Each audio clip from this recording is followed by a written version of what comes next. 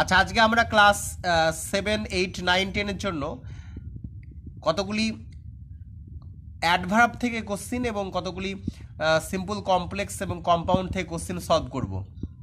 Underline the adverbs and state their kind, মানে নিচে যে বাক্যগুলি রয়েছে সেই বাক্যগুলিতে অ্যাডভার্বের তলায় দাগ দিতে হবে এবং সেগুলি কোন প্রকার অ্যাডভার্ব লিখতে হবে। It is too hot today, যে টুডে হচ্ছে সময় বোঝাচ্ছে, এটা adverb of time. Adverb of time এরকমভাবে যদি নাও থাকে, নাওয়ের তলায় দাগ দেওয়া থাকে, তাহলে সেটাও অ্যাডভার্ব অফ টাইম হয়।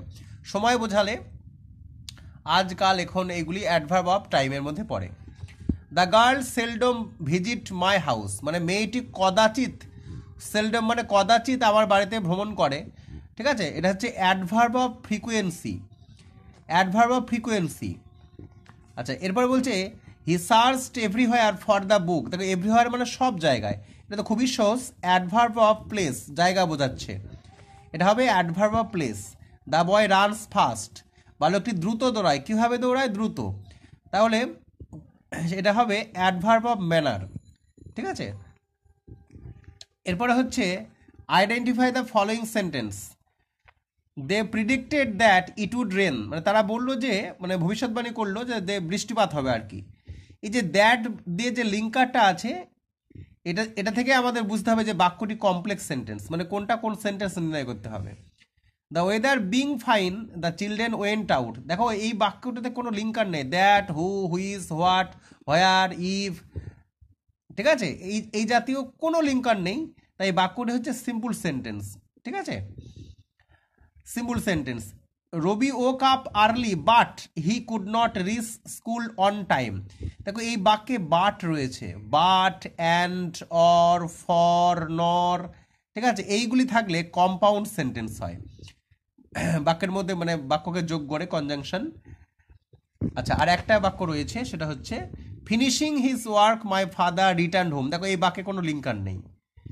তারপর একটু আগে যে কনজাংশন কি কি থাকলে বললাম সেগুলোও নেই, তাহলে এটা সিম্পল সেন্টেন্স হবে।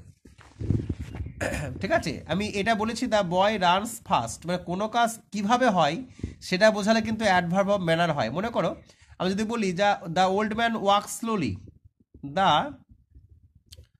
Old man WALKX wax slowly, SLOWLY। এই যে স্লোলি তোলা যদি দাগ দেওয়া থাকে, তাহলে এটাও কিন্তু অ্যাডভার্ব অফ ম্যানার হবে। The old man walk slowly, মানে বৃদ্ধ মানুষটি ধীরে ধীরে হাঁটে। কিভাবে হাঁটে? ধীরে ধীরে। কেমনভাবে? ধীরে ধীরে। ঠিক আছে, কেমনভাবে দৌড়ায়? খুব দ্রুত।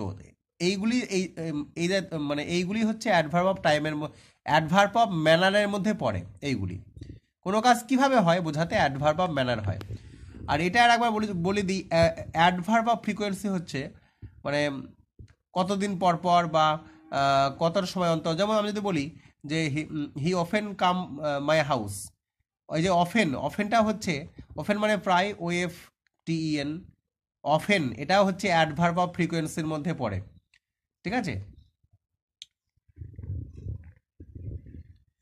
এই ছিল আজকের ইংরেজি গ্রামার।